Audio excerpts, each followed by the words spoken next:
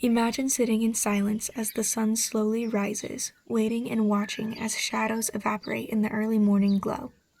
The deer should be plentiful throughout your perfectly curated land. However, the population is dwindling from a silent killer, chronic wasting disease. While the government fumbles to implement preventative actions, hunters, the people who care the most, are left out of the solution. What if the key to preventing chronic wasting disease was involving the hunters who already work hard to protect the local deer? Deer hunting is more than a pastime. It's a way of life that unites families and teaches the next generation to respect and care for nature. One of the biggest threats to deer populations today is chronic wasting disease, or CWD, a fatal illness similar to Alzheimer's or Parkinson's in humans. Like these diseases, CWD has no cure due to its complex and poorly understood nature. Since finding a cure would be an arduous process, focusing on prevention is the most effective approach for now. I have seen firsthand the immediate effects of CWD on deer herds and the government's attempts to control its spread. 74 healthy deer were killed near my hunting property by the government, with only 2 testing positive for CWD. 3 years later, my family still struggles to harvest enough meat to fill our freezers. There is a clear disconnect between the genuine concerns of hunters and the distant, bureaucratic approach of the government. To bridge this gap, hunters must be involved in prevention methods in 3 major ways.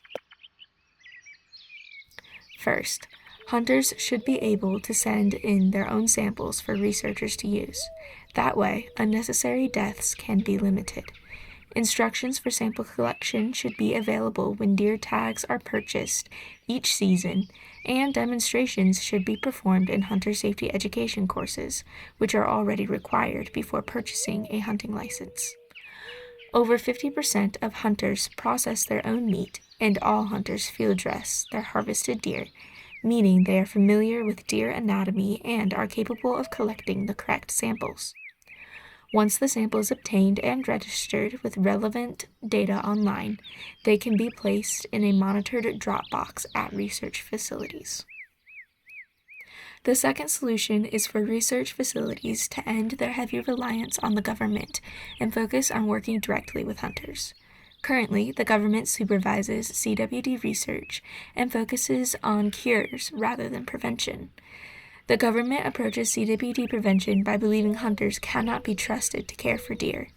However, hunters spend tremendous amounts of time watching, analyzing, and supporting deer populations, but do not have the opportunity to advise policymakers. When researchers rely on hunters to execute verified prevention methods, the deer are given the best chance to thrive. Mitigating CWD is only possible through prevention. Prevention methods are only attained through research. Research can only be done through observation, and observation is the main activity of avid hunters. The collaboration between hunters and researchers may be the key to discovering viable prevention methods to save future deer populations. The most important solution is to educate and involve deer hunters. The majority of hunters want to protect and strengthen deer populations and are completely willing to work with research facilities. Together, hunters form a strong, values-based community full of generational knowledge about deer and their habits. The overly common belief that all hunters are cruel individuals who harm animals for fun is wildly misconstrued.